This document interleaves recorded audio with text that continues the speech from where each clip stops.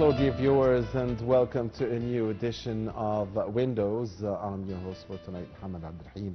And Egypt or China are celebrating the 10th anniversary of the launching of the Egypt-China Comprehensive Strategic Partnership. And also the Arab world and China are celebrating the 10th anniversary of the Arab States-China Cooperation Forum.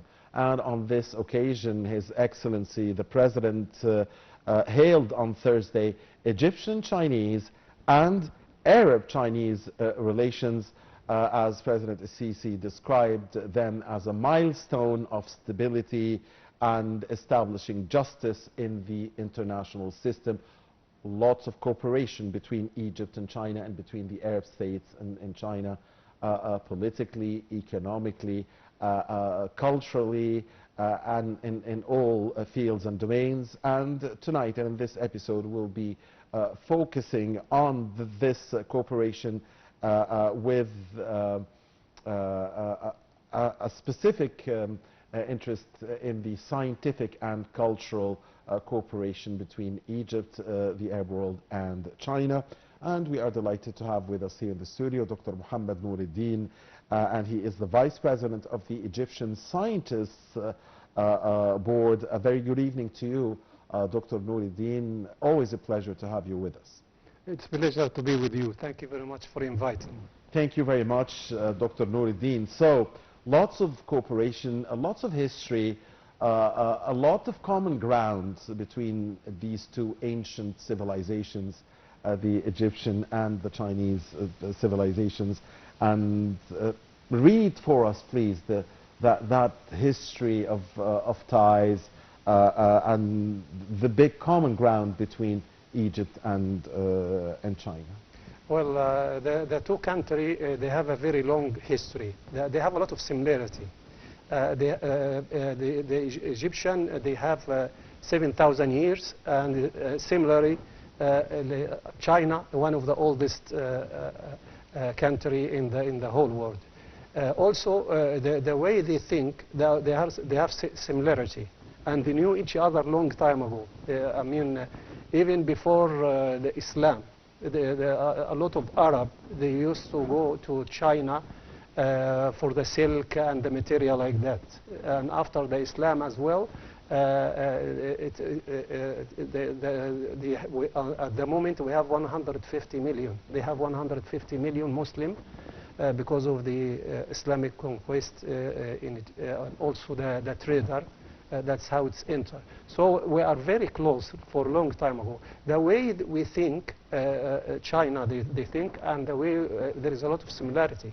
For example, the clash of the civilization, we don't approve of that as Egypt, and neither China approve it. They say, no, we don't have a clash of civilization.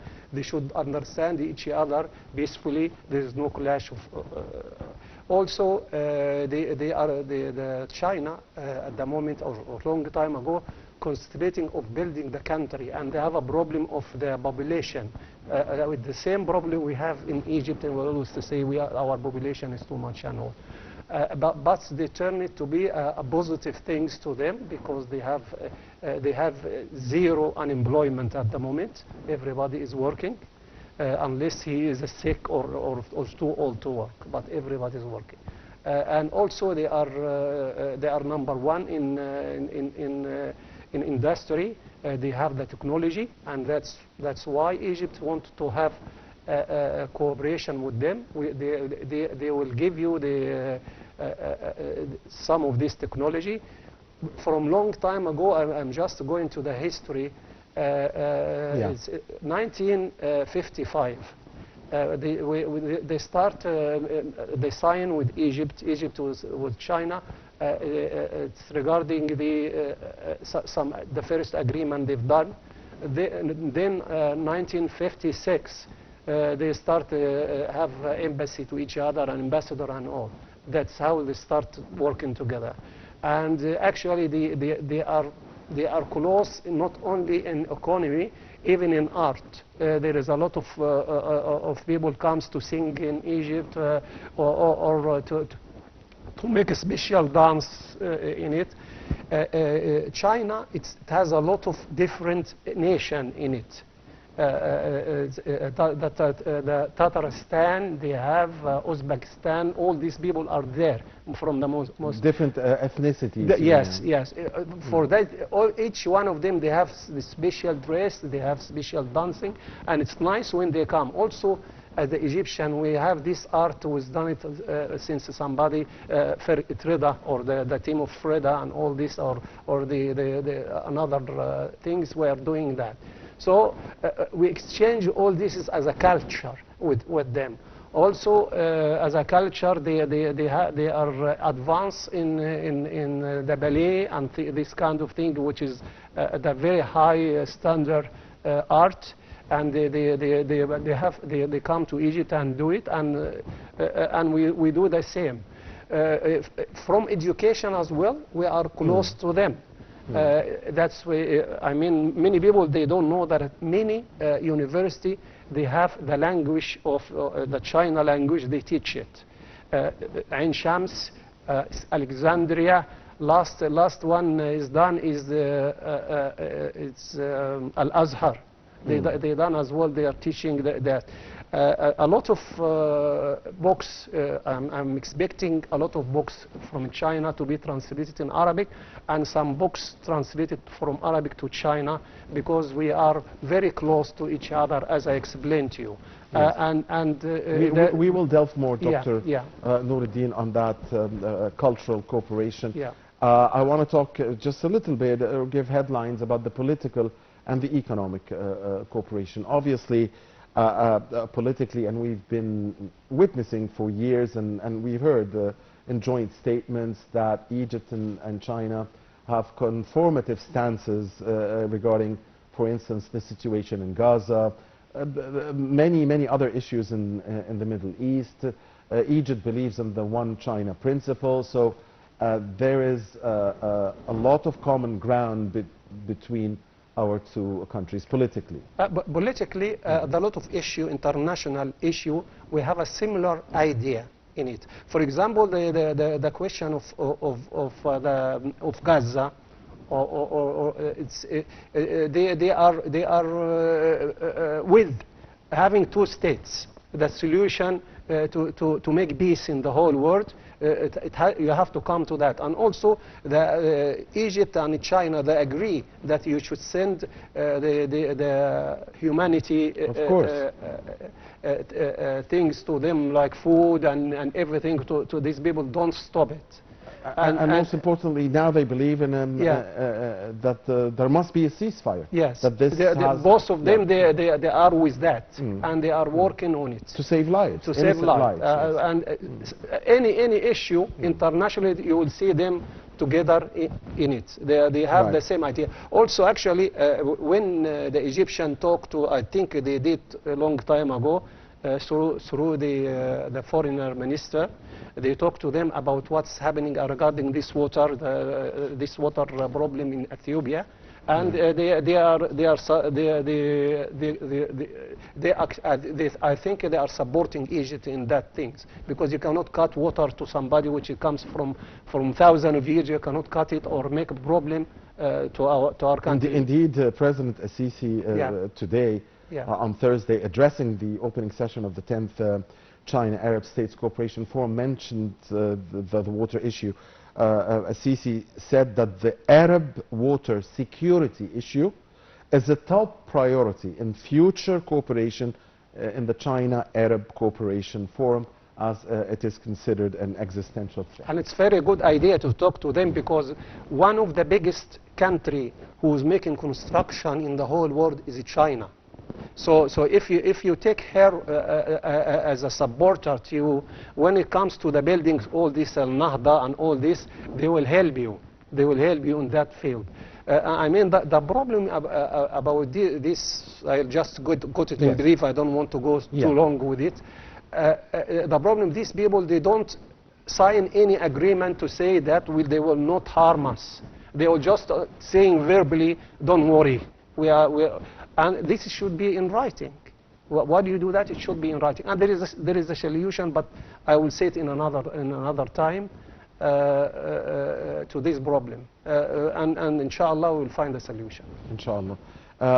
The economic cooperation is big cooperation in many sectors, in the industrial sector, in the agricultural sector, in transportation, in technology, a lot of foreign direct investments in the construction sector, of course, as you mentioned, a lot of Chinese direct investments in machinery, Egypt making machinery. Machinery.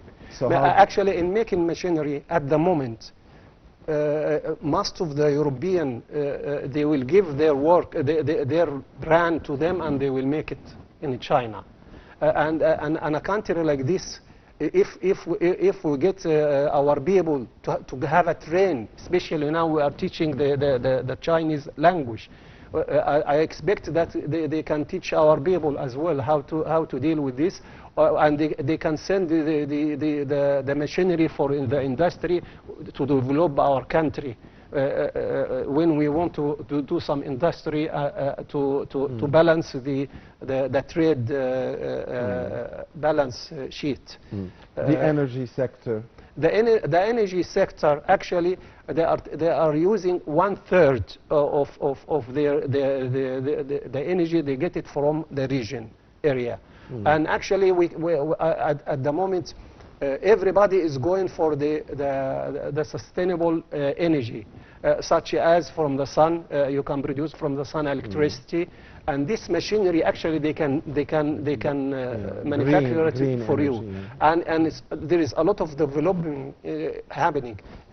Whatever you have now from this machinery, something else will come to make it better, to produce from the size more electricity. Because, for example, if you take 40 centimeter by 40, it will make some little electricity from that, and you need a big space to get the electricity. But nowadays they are developing it because they have how to do these things. They have the know-how. Yeah, they know how. So it's a good idea. And actually, as a country, we used to live about 70% of our land. Now maybe we are about 10 or 12. A lot of land is empty. All this area, if you start some area, you can produce electricity from the wind. Some other you can get it from the water wave. Also, you can use it from the sun. You put it on top of buildings, and also in an empty area you can use it, and then through other country around you, you can sell it to get some money for it. Right. Yeah, they will help you on that. Indeed. So the technological cooperation is very important between Egypt and China. And speaking of the technological cooperation, there is cooperation in the fields of technological schools between Egypt and China. Can you talk to us about this? Actually, working with the China regarding that issue, it is very safe, because they don't have other things politically to push you there and there. I mean, you understand what I'm saying. Many people, they know that. They only do the job, and that's it. They don't have ambition to get something else from you or make a colonies or anything. They don't. They are concentrating on, because they have a lot of population. They want to feed this population. They are working, and that's all. You get a benefit of that. Actually, I tell you something regarding energy, which is the use petrol and gas and all. There is a lot of gas in the Mediterranean Sea. Actually, it's not whatever you got now. Actually, if you go from any other area, if you go straight from Dumyat, you will find gas. Why I expect that we will go with the Chinese, if they can go and do the digging for us, and we have some people to help them from the petrol section. Then it will be a good idea. Then we'll get more gas. In that case, we can send them some. The other people, they will ask you to, they will be harsh for their percentage when you go for other Western companies. So I think we should give them a try. Okay, very good. What about scientific cooperation, especially in the fields of education and research? The scientific, for the education, I expect that when we do some project using the scientific research, let them send some scientists from them, because they already know what to do it, and let our people on the university go and watch them and have a course with them to learn how it is done. And they wouldn't mind actually if you do that like that. For example, if you do, you've done, for example, this fish complex of project in one project. You are producing the ice, you are producing the baggage, you are producing the food for the fish in Kafr Sheikh. This actually project, you can do it again in another places. Why don't you give them, you tell them, well, we have that, we want to do another one for in Dumyat, we do another one for in Mansoura, and so forth, as the country. And then this, when you get it here done in front of you, cooperation with our university, send the people to learn in practical way. That is how as well to help our people to develop themselves. All right. So we are witnessing now the 10th anniversary because it needs scientific research when you do a big project like that. Because you're having your own production, you produce your own energy, you have power station, you produce your ice, you produce the package, you produce everything. So as we celebrate the 10th anniversary of the Egypt-China strategic partnership and Arab States-China cooperation forum, what areas do you feel, Dr. Nouruddin, that have more room for bigger cooperation in the future? Well, I think the education, because these people, the education actually, it should serve our development as a country. It should serve the economy. So the practical side of education is very important, and these people are very practical.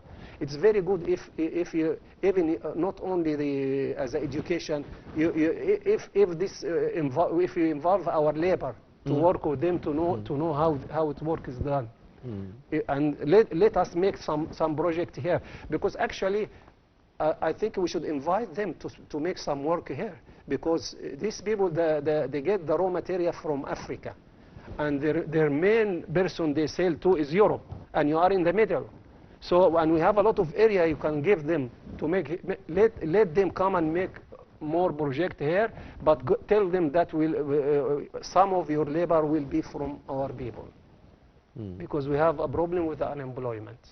In that case, actually you teach the labor and you teach the higher education in the same time. Right, and speaking of this cooperation, I believe that there are accords, many accords between Egyptian and Chinese technical schools, right? So the area of technical schools, which is very important now, and the state here talked about the expansion in technical schools and the fact that the job market needs technical school graduates. Of course, China is a leader when it comes to technical schools. So what about the accords and the agreements in this domain? I think we should go ahead with them regarding the education. Especially, we have some advantage. We have 7 universities which is teaching the Chinese language, and the language is very important to communicate with them. Also, they will not be harsh with you about the payment of anything, dollar, not dollar, whatever. You can come to them to say we will pay yen and or exchange the pound with your pound. It will help your balance sheet to be better, whether it's a trade or the payment one. If you do that, I mean, going with them is safe. I'm surprised until now you don't use them regarding search for petrol and gas. You can go for a good partnership with them, Half of it for Egyptian and half. Our engineers are top people as well. They will learn very fast. If you remember, when we've done the power station from Germany, one of the biggest, and it was new, and there were some inquiry about the maintenance. And these people, they tell them, don't worry, we've seen your engineer who's working for you. They are top. They can do, even it's a new machinery, they can do the maintenance. So our engineer section are good. So let us go with them with a joint venture. A very important area of potential cooperation there. You mentioned Dr. Noureddin.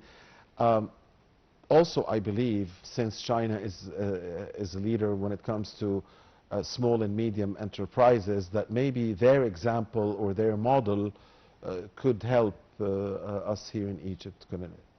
Well, actually, they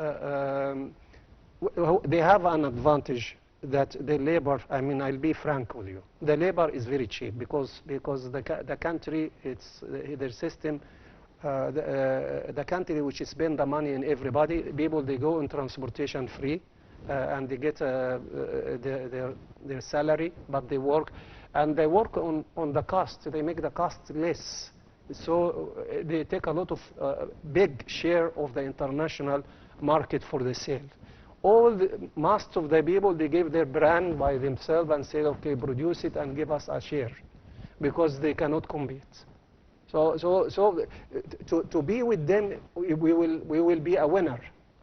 And long time ago, actually, we were doing with Russia.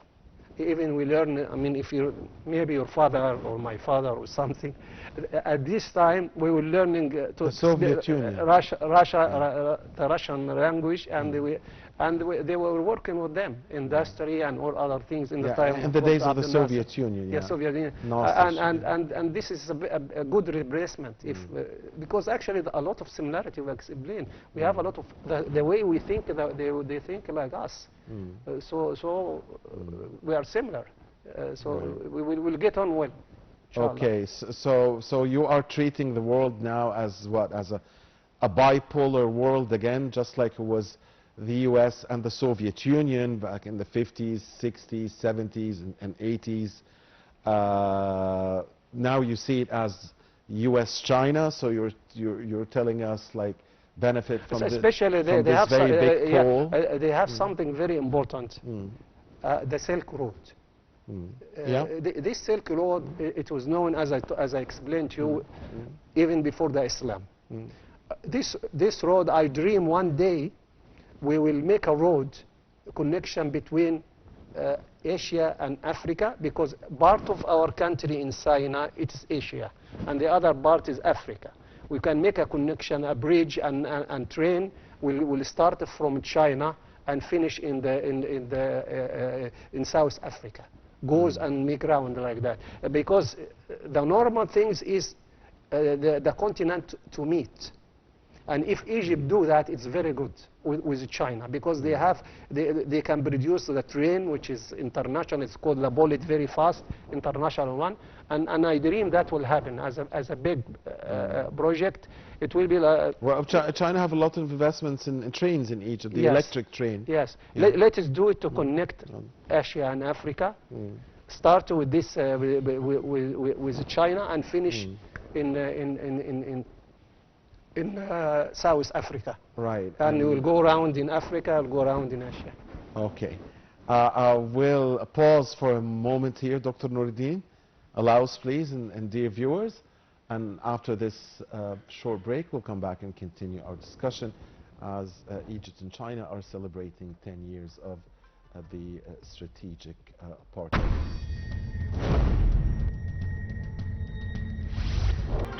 Thank you, dear viewers, for staying with us, and we're back here in the studio. So, discussing 10 years of a strategic partnership between Egypt and China, and a long history, of course, of friendly ties. So, how do you see the significance of His Excellency, the President's visit to China at this at these tough moments, really? I mean, look at what's happening in the Middle East. Look at what's happening globally.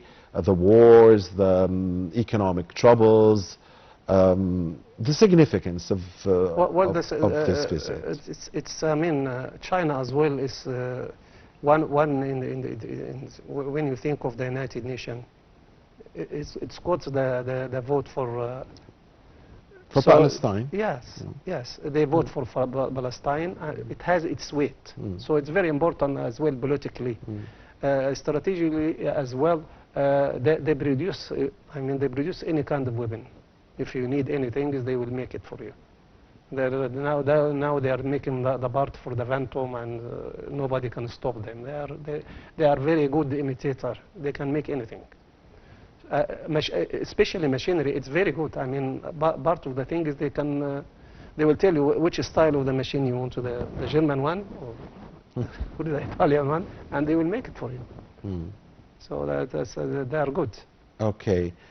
Media plays a big role in bridging the gaps and in strengthening the ties between peoples, between civilizations, between cultures. How do you see the importance of the role of media in this advanced relationship between Egypt and China today? Well, in the past, actually, there was a connection regarding the media.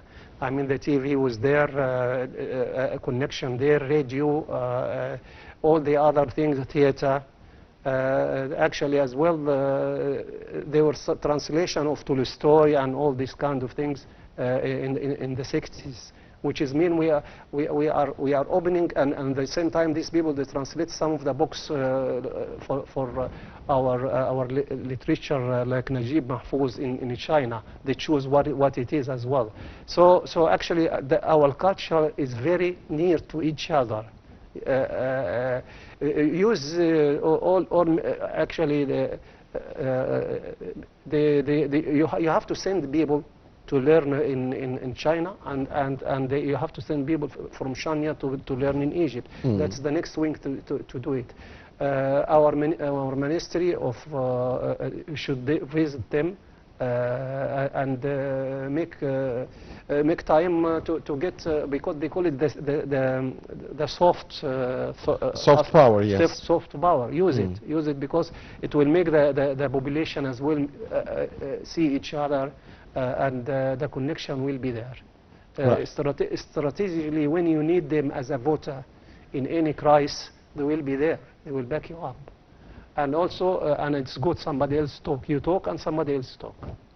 So yes, Dr. Nouruddin, the exchange of expertise between Egyptian and Chinese universities, how do you see it progressing? It can be done. Especially they are concentrating on the practical side of education, because they want to produce in the end. This practical side, it's good if we handle it also. Preparing students for the job market. For the job. For the real even whatever for the comes, needs of the job market. They get, for example, they have the what do you call it, when the labor comes, they need how many person on that field. That's how the education will be to feed the market.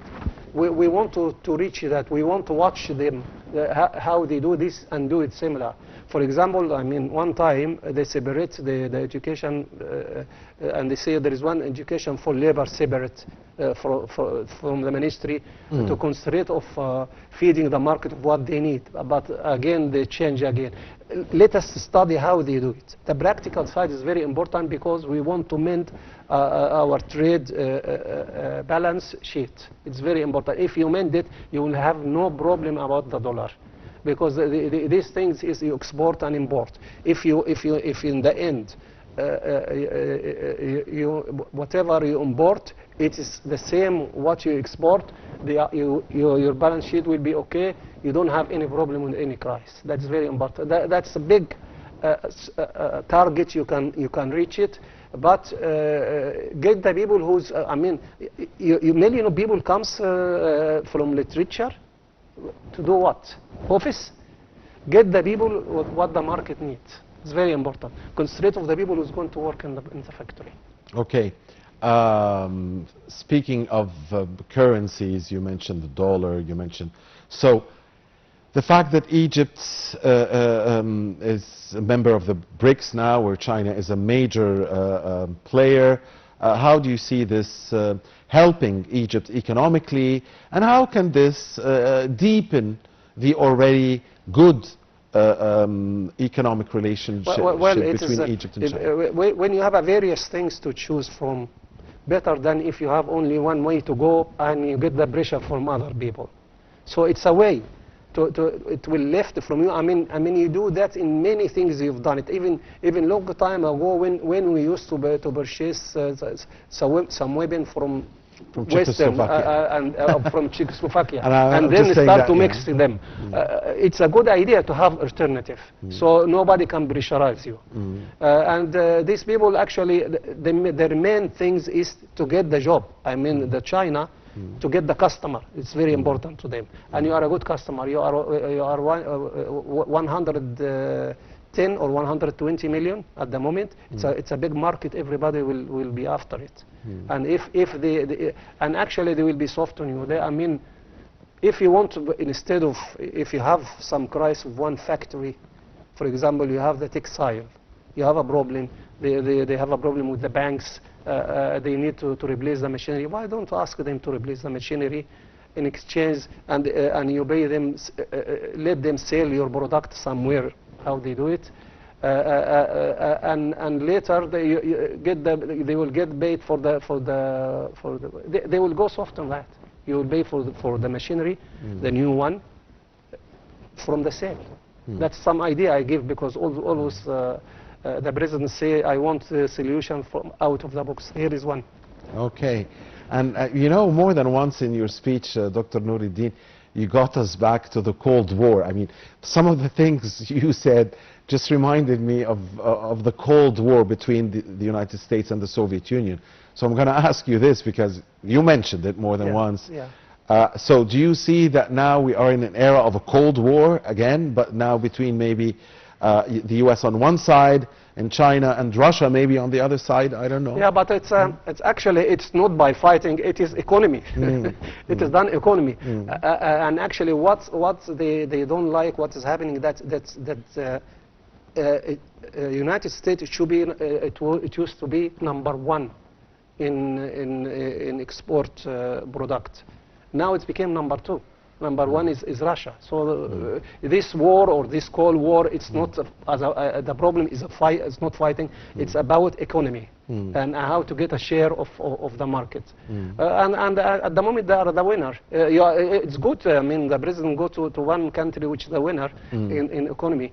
It's a very good idea. So you see China today as the winner? Yeah, it's a winner in economy. Okay, but it's still the world's #2 economy. Yeah, because we've been hearing for decades now, maybe 20 or 30 years, I don't remember, maybe 20 years or something, China will become the world's largest economy. But it hasn't happened. Not yet. Okay. Not yet. We live to see. I don't know, because also the US is, you know. Actually, there is one thing is they don't do it right. They are putting 2% of for the scientific research. 2% is very less, but very little. Thinking of we have a big budget, very little. So this idea is for the Chinese themselves. Yes, also. Okay. I mean the other country, I mean like America, they bought minimum 5. Some people they bought 6, 7% of the national. You believe in the importance of scientific research and. But if you ask them, you say, oh, our budget is big. 2% from a big thing, it will be big. That's the idea. Yeah, that's true. Yeah, that's true. What they say. So, because we are drawing to an end, so maybe just a couple of questions here. Yeah. So, Dr. Noureddin, again, the cultural and scientific cooperation between Egypt and China, how do you see it moving in the near future? Actually, it's fruitful. If you do it with them, it's fruitful, because there is no much pressure on them. And I dream that one day we don't ask somebody to come and search for the gas for us. Go for an adventure with them.